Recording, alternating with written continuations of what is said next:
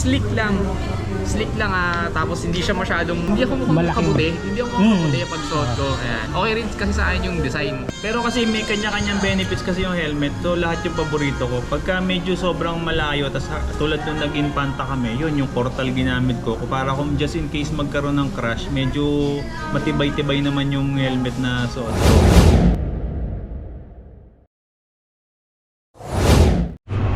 Ayan guys, afternoon ride tayo with the Road Journal.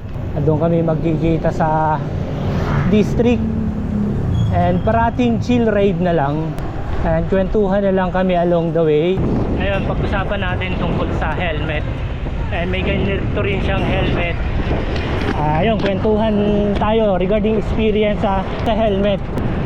Advantage at disadvantage. Ano yung feeling. And yun, sa tagal na nating nagbabike. And may nag-sponsor sa atin itong POC. Putik, aso. Nawala tayo ron sa eksena. Ano yung epekto sa atin? Advantage at naging disadvantage yung mga nagamit kong helmet. Guys, wide open. Hanggat walang bumubusi na sa likod. 46. And the stoplight, oh my. Inabot tayo stoplight. Okay, nagpo 43 tayo dito. Medyo pumapabor yung hangin.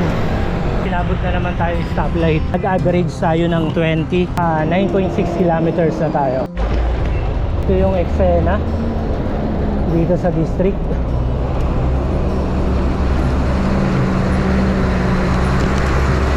Yun lang, pumabig. Nakita niya ako. Then minsan kailangan ramdam mo yung pag-upo. Ayun oh. Tara. The Road Journal Budol. Gusto niyang mabago yung daan namin paakyat ng Tagaytay. And bumaba naman tayo ngayon. Dito naman yung daan natin. Pero mamaya Aguinaldo pa rin. Siya pa rin yung huling uuwi. Let's talk about helmet. Ayan. Mamaya pag-usapan namin pagka kung makakapagpahinga kami. Diretso daw kami. Ito na yung Bermosa. Mawawala na yung trail. Pero pwede pa rin umigot dyan. Pwede. Villar City tayo. Dito namin hihintayin yung kasama namin si Jorel. Gravel ang dala. Kumusta experience sa giant gravel bike? So far okay naman, yung extra small malaki pa rin daw sa akin. Ganon? Malaki ng konti. Ito to? Oo. Kung kumpara dun sa sa Foldy ko dati, malaking diferensya. Wala ka pa ibang nararamdaman dyan sa bike mo? Wala naman na. After nung ma-resolve ba yung sakit sa likod siya sa balikat. Nanibago sa galing sa relax na Foldy dati. Eh di bumilis ka ng konti kasi naka-aero na eh. Ang ganun pa rin kasi siguro sa gulong. Ito na ba yung budulan ng Victoria? 9% gradient pala yun. Tayo ng Alaska. Traffic dito San Pedro. Tayo aakyat ngayon Santa Rosa, Tagaytay Road. 7:22, no? Bali tayo. Bali Batiu. Tagaytay at night. Ubos na battery mo sa likod. Ayan, meron na. 10:13, 69 kilometers. Tagaytay Rotonda.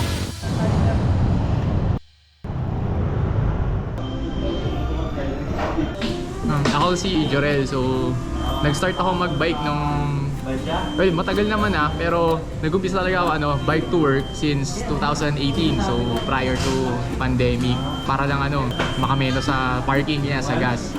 Tapos na-enjoy ko, so namuhunan ng mas magandang bike hanggang sa ngayon naka-gravel na.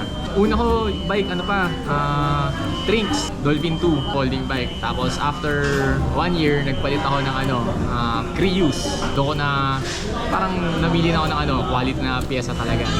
Nakita mo yung difference ng folding doon sa gravel bike na ginagamit mo? Sa ano kong naramdaman yung pagod, mas na-endure ko dun sa sa gravel. Dahil galing rin ako sa foldy na relaxed yung yung posture. Medyo nag-adjust pa yung katawan ko dito sa sa gravel.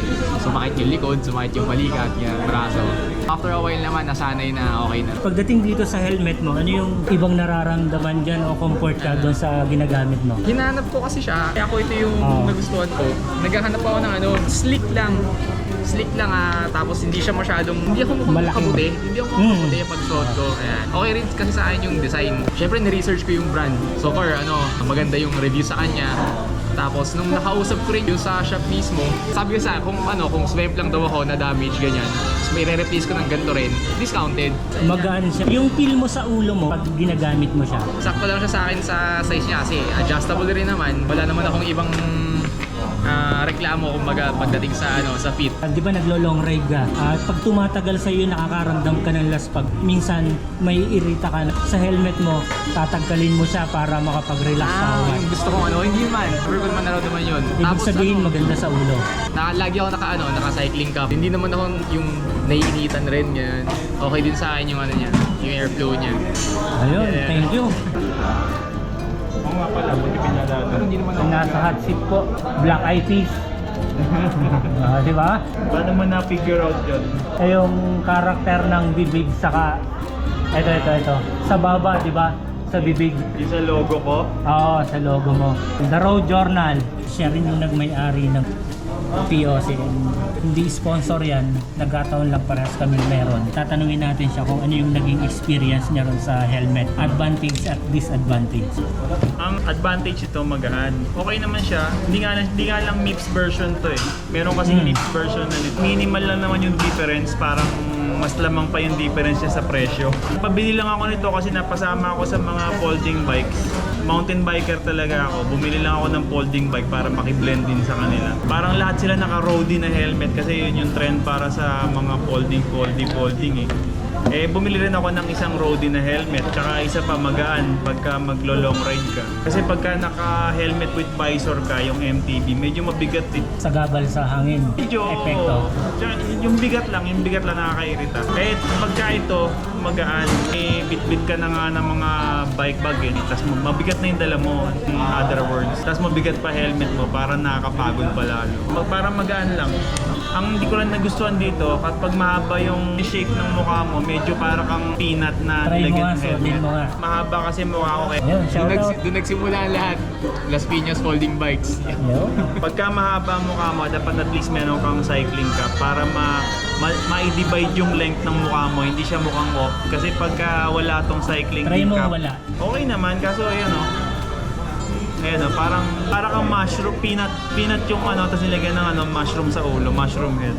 Hindi ka Suot mukhang mo. kabuti. Titingnan pa rin natin yung sarili natin sa salamin kung ano yung magiging itsura natin. Ayun, kumbaga lang, manipis lang. Maganda to pagka long ride. Pagka hindi masyadong long ride, either dun sa dalawang poko pa yung ginagamit ko yung may visor para hindi na ako nagkakap. Actually, naka-apat na pok na ako. Yung una, pok na tectal race pin. Napalaki yung size ko, mali yung sizing na nakuha ko. Malaking impact pa rin talaga yung hindi sukat sa yung helmet. Oo, kasi kakalog-kalog. Tsaka ang pangit tignan, parang kang lousy. Parang ang sundalo na lousy yung uniform, parang ganun. Yung umorder ako nito, tama na. Tapos yung mga sunod kong orderin na MTB na helmet, yung POC Action, tsaka Action Spin, tsaka POC na Cortal MIPS, yun, tama na yung mga sizes nun. Kasi alam ko na paano kumuha ng size. Dapat kasi pag bibili ka ng helmet, sukatin mo dito ng medida kung ilang inches. Yung sa akin, nakuha ko 59. So kinuha ko dun sa POC, akala ko dapat magsimula ka sa 59 pataas na bilang. Yung pala hindi. Dapat maximum pala yung bilang nung diameter ng ulo mo.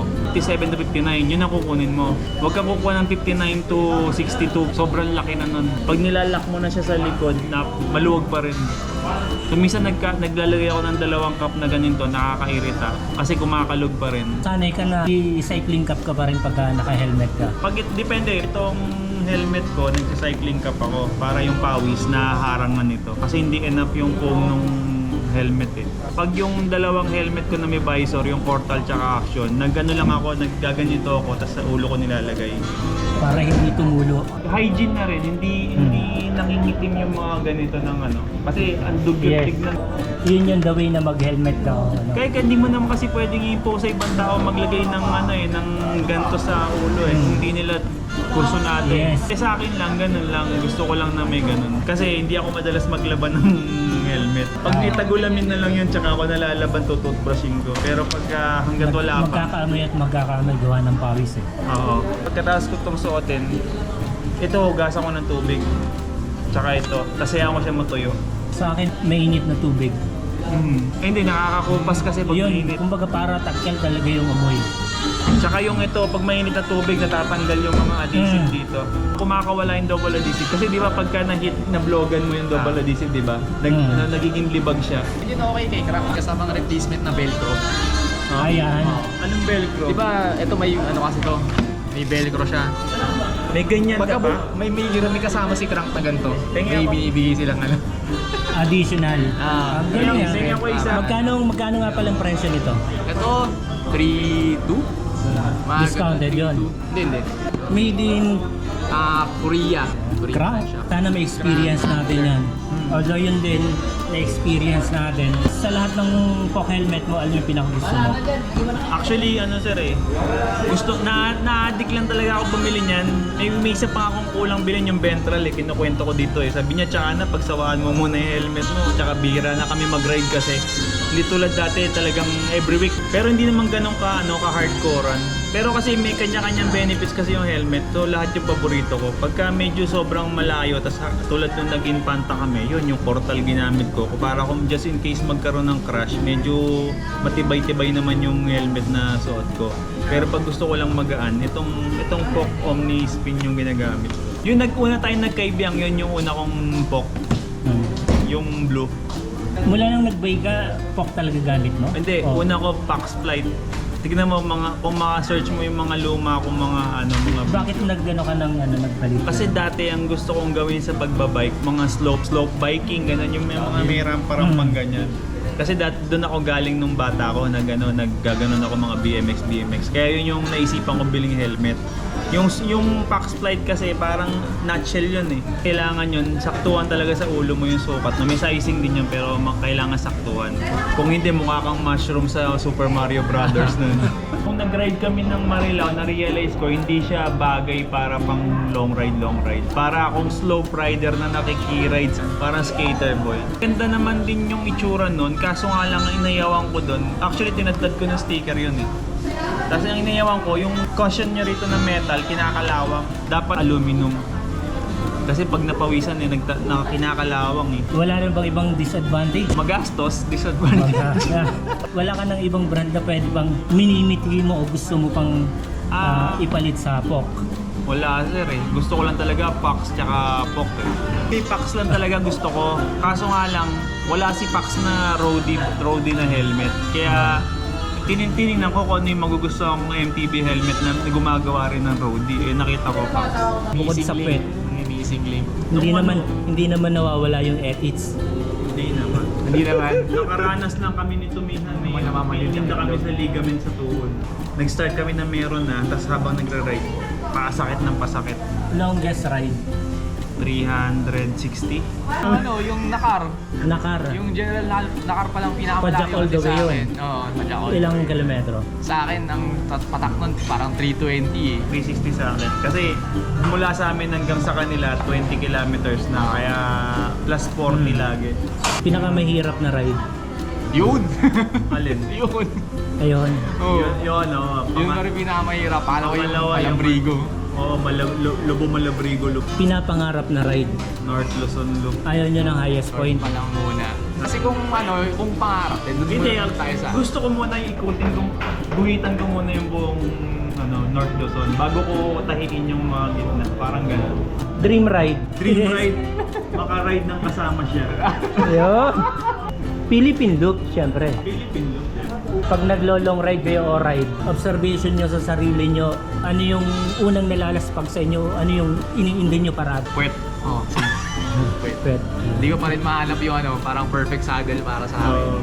Yung bago. Sabi nung gastos naman kasi, di ba sabi nung ibang vlogger, Mag-try ka lang na mag-try ng Oo. saddle para kamura. Tapos ano gagawin mo doon sa luma? Oo. Hirap ibenta. Hindi, bibenta mo sa marketplace, tapos bibenta mo ng mura, di ba? Pero pag binibenta mo na, sasabihin, ang lagi naka-PM sa'yo, how much last price?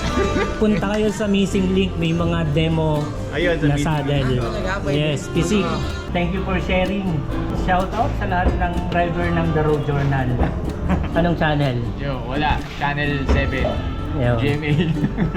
Kapuso. Wala na ngayon. Mo na lang yung sale, parang gano'n. Oh. Hindi Huwag sir, na natin kung isama yan. mag-aantay ako ng sale, dito na ako sa POC. Ang daming nilabas niyang ano, kumbaga parang styro lang pero sobrang mahal eh. Imitation, mga imitation. Meron pa nito, yung gantong klase, tapos may ano dito, may velcro rito eh. Tapos parang militar ng ano, ng Amerika, tapos salpak mo yung badge na POC. And nung habang nagra-ride ka niya, nasuot mo yung helmet na yan, yung ano mo, parang may experience mo yun sa ulo mo eh, yung feeling mo ron sa ano, ano yung nagiging advantage at disadvantage ng helmet mo. Wala, nakakadagdag ng confidence sa pagbabike, ganyan. Kasi alam mo, secured ka. Dagdagan. Kumbaga may iba-iba kang helmet na ginagamit, di ba? Oo. Hindi mo na ikukumpara yan dun sa isa parang eto to. Hindi Hindi naman ako mabot sa pagko-compare sa kanila. Kung saan lang sila appropriate gamitin, yun lang, doon ko lang iniisip. magkaiba kami kasi ako every time na malalas pagdating dun sa helmet yung may bibigay sa yung tulong. Marami akong ginamit na helmet, nasihan lang ako sa kanya, hangin, airflow sa ulo. Kaya pag ginagamit ko to, hindi ako naglalagay ng sombrero o as in, totally pagkalaspagan yun. Mas maganda kahit umuulan o ano, fit pa rin doon sa ulo ko. May ginagamit akong helmet na iba no, na parang sasakit ulo mo and parang bibigat pagtagal. Yun yung napil ko lang dito na, di ba may presyo naman, dumaan sa R&D research, talagang pinag-aralan nila.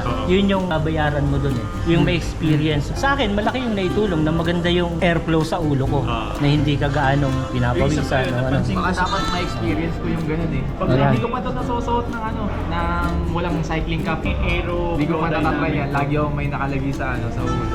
Parehas tayo, di ba? Doon sa ibang helmet, napil ko yun na iinit yung ulo ko, bibigat. Yun yung napil ko sa para sa sarili ko. Ayaw ko namang buhatin yun na maganda talaga yung POC. Ay malay natin, magamit din natin yung iba. Kasi so far may bias sa kung ano palang nagagamit mo. Oo. Pero nag-fax ka rin, di ba, sir? Kulong din eh, di ba? Eh, yung ano, nakasakit ng ulo pagka masikip yung ano. Sa akin, lahat ng nasa katawan ko, nagra-ride ako. Siyempre, pag tumama sa yun, kailangan mag-isip ka. Nakakatulong ba sa akin to o aalisin ko? Wala akong reklamo rito sa mga POC. Yung bigat sa'yo nito, Okay sakto lang. lang. Sa mga kasama mo rin kung paano papagaanin yung ride mo. Pag-lespag na, talagang Pag-last bibigat ka eh. na, lahat na yung mabigat na eh. Experience sa crank and hindi pa raw niya natatry ng Walang cycling cap. ayun. Diba? And Lagi akong nakasuot. sa susunod, pag nakita natin to, malamang meron na tong ano. Mag-iisip na siya Pero at pag ipipil na sinuot niya. mo- Nagra-ride ka, di ba? Makakaramdam ka na ng laspag. Then, lahat sa katawan mo, uusisain mo yun kung ano yung sumasakit, kung ano yung nahihirapan sa sarili mo. Aalamin mo yun. Kaya yung helmet, isa sa ulo pa naman. Yung pagka mainit. Okay lang gumastos ka sa helmet, safety ng utak mo yan eh.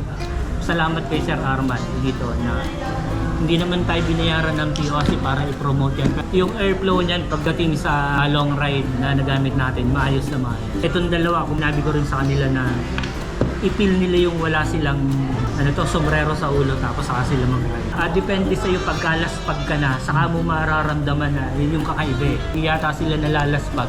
Kasi nga, hindi ko pa natatry, so wala akong comparison na ano. Hindi pa na ako compare. Doon sa ibang helmet mo, Hindi kasi ako nagra-ride ng malayo. Yung luma ko pa, mga Cartimar helmets ko pa. tama. Doon lang din lumalabas yun pag nag-long ride ka na ano eh. Feel mo na yung laspag eh. Ano yung sumakit sa akin? Doon sa buong katawan mo, may sagabal ba sa akin? Gaya ng mga jersey na papawisan, sobrang bigat na. Iba pa rin yung naka-dry fit ka na mabilis mawala yung pawis, di ba? Yun yung advantage. Kailangan mo rin talaga ma-experience. Alam mo ba yung cycling cap? Sabi rin sa akin ng mga, bago ko lang nayayang mag-bike. Akala nila forma lang daw yun. Kaya ako nakaganon. Hindi yan. Para yung pawis, di mo na sa mukha. Ganun ba yun? Akala ko forma lang. Pero may nagamit ako yung helmet na Ekoy ah. Mm. Ang galing nun. Pag umuulan o pinapawisan ka, dito lang tutulo sa harapan. Parang pinag-aralan eh. May alulod. May ano, hindi sa papawis, hindi tatama sa mukha mo, di ba? Pagka tinamama sa mukha, sobrang hapdi minsan ng pawis. Ayun nga lang pagka ano, tingnan mo yung difference yun ng ano, lagi naka-cycling ka. Yes, Sa wala. ito. Tingnan mo yung dito, Ang dumi. kasi bugbog na Mm. yun.